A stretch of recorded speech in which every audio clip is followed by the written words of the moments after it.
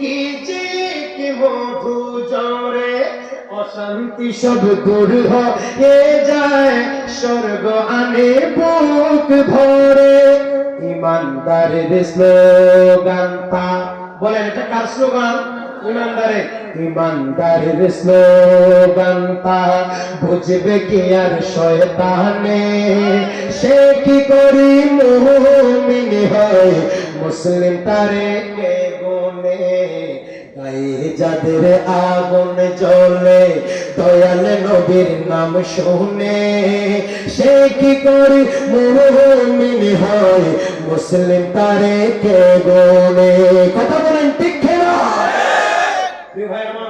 আমরা দেখি যে কোরআনুল কারীমের পাতায় পাতায় নবী করিম সাল্লাল্লাহু আলাইহি ওয়াসাল্লামের হাদিসে পাকের ভেতরে দেখা যাচ্ছে চলে বলে কৌশলে সব সময় যারা নবী করিম সাল্লাল্লাহু আলাইহি ওয়াসাল্লামকে বাদ দিতে চেয়েছে তারা কেউ ঈমানদার ছিল না, তারা হয়তো কট্টর কাফের ছিল নয়তো কট্টর মুনাফিক ছিল। কথা বলেন ঠিক না? তুমি কে ভাই তুমি 1000 বছর পরে এসে নারে রিসালাত স্লোগান তুমি বলছো ফালতু স্লোগান, কোন ব্যক্তির নামে স্লোগান হবে না কেন? তোমার নামে যখন স্লোগান দেয় তখন তো তোমার ভালো লাগে, প্রধান বক্তার আগমন বললে তখন তো ভালো লাগে, প্রধান বক্তা আসছে বললে তখন তো তুমি কখনো শিরিক ফালতু স্লোগান দিবে না। আমার রাসূলের নামে পাক শুনলে যখন তোমার ভিতরে জ্বলতে শুরু হবে আমাদের আর বুঝতে বাকি নাই তুমি নামে মুসলমান কামে শয়তান। কথা কোন ঠিক না? আজ আমরা গভীর উদ্বেগের সাথে লক্ষ্য করছি নবী করিম সাল্লাল্লাহু আলাইহি ওয়াসাল্লামের প্রশংসা বলেন আল্লাহর কোরআনে আছে না নাই? পুরো বলেন আছে না নাই? কোরআনুল কারীমের পাতায় পাতায় আল্লাহ পাক সুবহানাহু ওয়া তাআলা আমার নবীর প্রশংসা করেছে, এমন কি বেহেশতের লতায় পাতায়, এমন কি জান্নাতি হুরদের চোখের পলকে পর্যন্ত আল্লাহর নামের সাথে আমার নবীর নামের জিকির আছে। বেহেশতের পাতায় পাতায় লতায় লতায় নবীর নাম, আর সে আল্লাহর নামের পাশে নবীর নামের মনোগ্রাম। বলেন সুবহানাল্লাহ। বেহেশতের পাতায় পাতায় লতায় লতায় নবীর নাম, আর সে আল্লাহর নামের পাশে নবীর নামের মনোগ্রাম, নবীর নামের মনোগ্রাম। আল্লাহ বেহেশত বানালেন নবীকে চেনাতে, বেহেশত বানালেন নবীকে চেনাতে, হাসরে করিবেন নবীর শান বোঝাতে। আল্লাহুম্মা জুড়ে মাশাআল্লাহ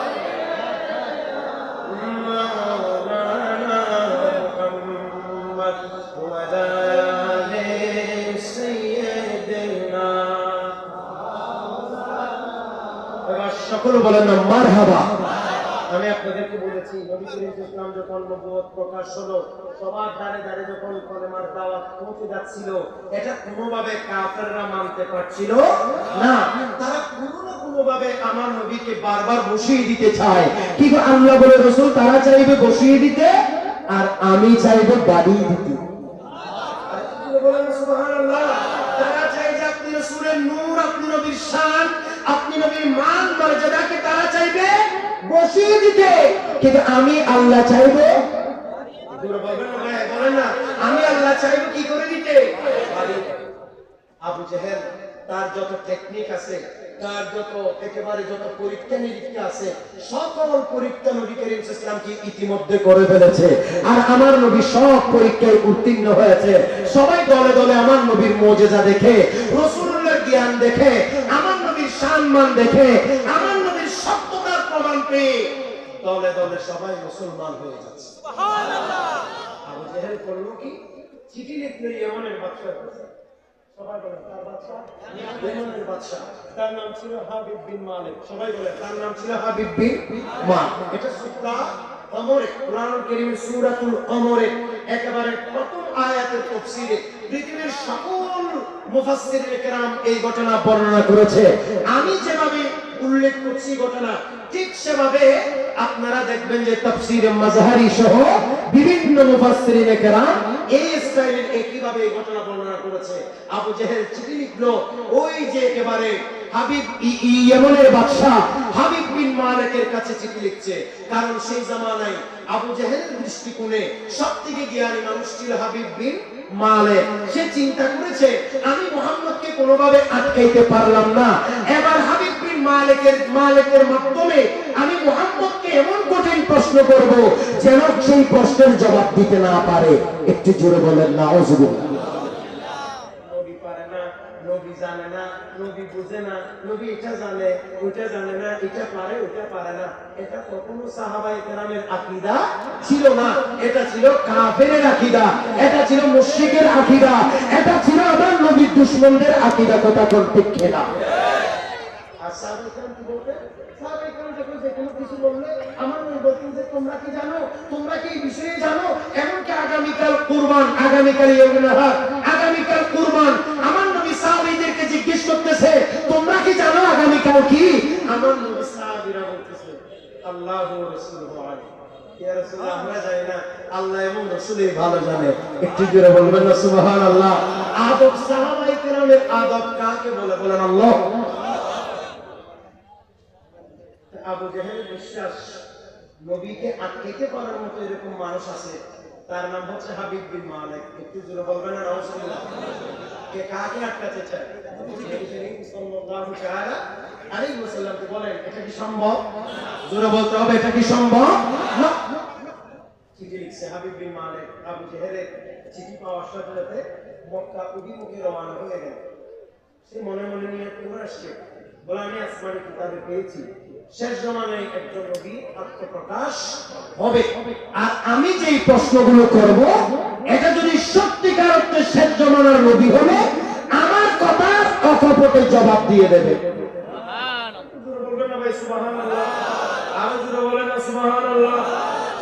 তাহলে বুঝা যাচ্ছে আবু জেহেলের নিয়ত খারাপ হলেও এই হাবিব বিন মালিকের নিয়ত কিছুটা ভালো। মনে রাখবেন নিয়তের উপর অনেক কিছু ডিপেন্ড করে। এজন্য সহিহ বুখারীর প্রথম হাদিস হচ্ছে নিয়তের উপরেই ইন্নামাল আমালু বিন্নিয়াত। আমার নবী বলেছেন তোমাদের সকল আমল আল্লাহর দরবারে পরিগণিত হয় নিয়তের উপর। একটু জোরে বলবেন সুবহানাল্লাহ। মাশাআল্লাহ আপনারা 29তম মাহফিল করছে, 3 দিন ব্যাপী মাহফিল করছে, বড় বড় আলেম উলামা দাওয়াত দিছে, অনেক বুজুর্গরা এই মাহফিল থেকে আইসা গেছে। কথা কোন ঠিক কিনা? আপনাদের নিয়ত যদি ভালো হয় তাহলে এই মাহফিল আল্লাহর দরবারে কবুল। কথা কোন ঠিক কিনা? আর যদি মাহফিল দেওয়ার সময় নিয়ত এটা করে এমন হুজুর দাওয়াত দিব যাতে এলাকার মানুষ একেবারে আলোচিত হয়ে যায়, গোটা এলাকা থেকে যেন আমাদের এলাকায় মানুষ একেবারে যেন ভরপুর হয়ে যায়, মানুষ যেন কানায় কানায় ভরে যায়, এই নিয়তে যদি মাহফিল দেন তাহলে মানুষ কানায় কানায় পড়বে, সওয়াব পাওয়া যাবে না। কিন্তু নিয়ত যদি এটা হয় আমরা মাহফিল করব, মানুষ যা আসবে আসুক, বাস বড় বড় আলেম উলামাদেরকে দাওয়াত দিব, আল্লাহর দরবারে কবুল করলে এটাই কাফি। মানুষ একজনও না আসলে এই মাহফিল আল্লাহর দরবারে কবুল হয়ে যাবে আপনার নিয়তের কারণে। জোরে বলুন কিন্তু বর্তমান যুগে মাহফিলের আয়োজক কমিটির নিয়ত ঠিক থাকে না, যারা আমরা ওয়াজ করি আমাদের নিয়ত কি থাকে না? ঠিক থাকে না। বক্তারা নিয়ত করে এমন ওয়াজ করে যেন একেবারে জমি যায়, আগামী বছর যেন কনফার্ম হয়ে যায়। ঠিক নেবে ঠিক। আবার অনেকে দেখবেন যে একেবারে মাহফিলের মাইকেই আপনার নম্বর দিয়ে দেবো, আমার নম্বরটা সবাই খুলে রাখেন, লাগলে আবার খুলে কথা বলে না। ঠিক নেবে তোমার পুণ্যের বাজার না। মাহফিল ওয়াজ নসিহত এটা তো আল্লাহর ইবাদত। সুবহানাল্লাহ বলেন আপনারা। সুন্নার নিয়ত থাকতে হবে, আর আলেমের নিয়ত যিনি ওয়াজ করবে তিনার নিয়ত থাকতে হবে আল্লাহ তুমি আমাকে কোরআন হাদিস থেকে সঠিক কথাগুলো বলাবার তৌফিক দিবা। বাস ওয়াজ জমলেও জমক, না জমলেও আমার কোনো অসুবিধা নাই। শুধু একজন মানুষ যদি ওয়াজ শুনে আমল করে আল্লাহ কিয়ামতের দিনে এটা যেন আমার জন্য নাজাতের ওসিলা হয়। এটা হতে হবে শ্রোতা কিংবা এটা হতে হবে বক্তাদের নিয়ত। বলেন না ঠিক আছে? ঠিক বক্তার নিয়ত এরকম থেকে না, এটা তো হাতে গোনা কয়েছে। আবার শ্রোতা যারা তারাও আসে বলে কণ্ঠ সুন্দর বলে থাকবো, নইলে এক দৌড় দিব এসি ভালো, ওই ওখানে মেলায় মেলায় ঘুরতে পারি, এটা ভালো হবে। বলেন না নাউজুবিল্লাহ। আচ্ছা বলেন মাহফিল এসে মেলায় করেছি এরকম নিকৃষ্ট কাজ আর আছে? কথা বলেন আছে? নাই, কারণ আল্লাহর জমিনে সবথেকে নিকৃষ্ট জায়গা হচ্ছে এই বাজার মেলা। কথা বলেন না? ঠিক না ঠিক? সহিহ মুসলিমের হাদিস আমার নবী বলেন আহাব্বুল বিলাদে ইলাল্লাহি মাসাজিদুহা, বলে আল্লাহর জমিনে সবথেকে উত্তম জায়গা, আল্লাহর প্রিয় জায়গার নাম হলো মসজিদ। ওয়া আবগাদুল বিলাদি ইলাল্লাহি আসওয়াকুহা, বলে আল্লাহর কাছে সবথেকে নিকৃষ্ট জায়গা হচ্ছে এই বাজার মেলা। যাবেন একটু ঘুরে গাড়ি চা টাকা ইচ্ছে করছে, কোন প্রয়োজনে যাবেন, কিন্তু অযথা ওখানে আড্ডা দেওয়ার কোনো দরকার নাই। এমনকি দোকানেও অযথা বসে থাকবেন না। আল্লাহ আমাদেরকে বোঝার তৌফিক দান করুন। আর একটু জোরে বলতে হবে আমিন। শ্রোতাদেরও নিয়ত শুদ্ধ করা দরকার আছে না নেই? বলেন, আরো জোরে বলেন। আপনারা যারা শ্রোতা, মাহফিলে আসার আগে নিয়ত শুদ্ধ করা দরকার আছে না নাই? আছে। কি নিয়ত করবেন? আল্লাহ আজ মাহফিলে যাচ্ছি, আলেমের সামনে বসবো, আলেমের চেহারা দেখবো, কোরআন হাদিসের বয়ান শুনবো, বাস এটুকুই আমার জন্য কাফি। একটু জোরে বলুন সুবহানাল্লাহ। আল্লাহ কিছু যেন আমি আমল করতে পারি, এই নিয়তে যারা আসবে, আমার নবী বলেন ওই সমস্ত মানুষ যখন ঘর থেকে বের হয় তখন থেকে আল্লাহর ফেরেশতারা তার পায়ের নিচে রহমতের চাদর বিছিয়ে দেয়, ফেরেশতাদের নূরানি পাখা বিছিয়ে দেয়, এবং সে যতক্ষণ পর্যন্ত মাহফিলে থাকে ততক্ষণ পর্যন্ত ফেরেশতাদের নূরানি পাখার উপরেই বসে থাকে। এই রামচন্দ্রের উপরে ছাটাইয়ের উপর বসছে, কিন্তু এটা ছাটাই না, এখানে আপনার ফেরেশতাদের নূরানি পাখা আছে। সুবহানাল্লাহ বলুন আপনারা। তাহলে এটা কি কিসের জন্য এই পুরস্কার কখন দিবে?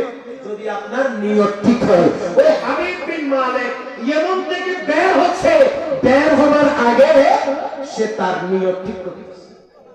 সুবহানাল্লাহ বলবেন আপনারা। আরে বলেন না সুবহানাল্লাহ। কি ঠিক করতেছে, কি ঠিক করতেছে? যাই হোক, আবু জাহেলের চিঠি পায়া সে চলে আসলো মক্কাতুল মুকাররমা। এসে নবী করিম সাল্লাল্লাহু আলাইহি সাল্লামের জন্য দুইটা প্রশ্ন রেডি করেছে। কয়টা প্রশ্ন? দুইটা প্রশ্ন। একটা প্রশ্ন হচ্ছে একেবারে আকাশের উপরে, আকাশের উপরে, আর একটা প্রশ্ন হচ্ছে হৃদয়ের ভিতরে। কয়টা প্রশ্ন? একটা। দুইটা প্রশ্নের ভিতরে একটা প্রশ্ন হচ্ছে উপরে, আর একটা প্রশ্ন হচ্ছে কলবের ভিতরে, বুকের ভিতরে। অর্থাৎ একটা প্রশ্ন সে মুখ দিয়ে বলবে, আর একটা প্রশ্ন আমার নবীকে বলবে না, নবী করিম সাল্লাল্লাহু আলাইহি ওয়াসাল্লাম নিজের থেকে বলবে। আবু জাহেল সহ সঙ্গ যারা এখানে ছিল মক্কাতুল মুকাররমা, সবাই বলতেছে, সবাই মিলে এই হাবিব বিন মালিক ইয়ানি মানুষ, যেহেতু সেই ইয়েমেনের বাদশা, সেই সময়কার ইয়েমেনের গভর্নর, তো গভর্নরকে বুঝাইছে, বলে ভাই এই মুহাম্মদ ইবনে আব্দুল্লাহ নিজেকে নবী বলে দাবি করছে, এই মূর্তি যেগুলি আছে সব ভাঙা দিতেছে, এগুলির সাথে নাকি আল্লাহর ওয়াহদানিয়তের কোনো সম্পর্ক নেই। কাজেই তুমি আজকে এমন একটা প্রশ্ন করবা যাতে করে মুহাম্মদ আজকে থেকে যেন ঠিক হয়ে যায়, জীবনে যেন আর যে কথা বলে কথা যেন জীবনেও না বলে। একটু জোরে বলো না নাউযুবিল্লাহ। সেদিন রাত ছিল, মক্কাতুল মুকাররমা প্রচন্ড গরমের সিজন, গরমের সময় বেশিরভাগ মানুষ বের হয়। আরব দেশে এখনো পর্যন্ত গরমে বেশিরভাগ মানুষ বের হয় রাতের বেলায়। সবাই বলেন কিসের বেলায়? রাতের বেলায়। সেদিন নবী করিম সাল্লাল্লাহু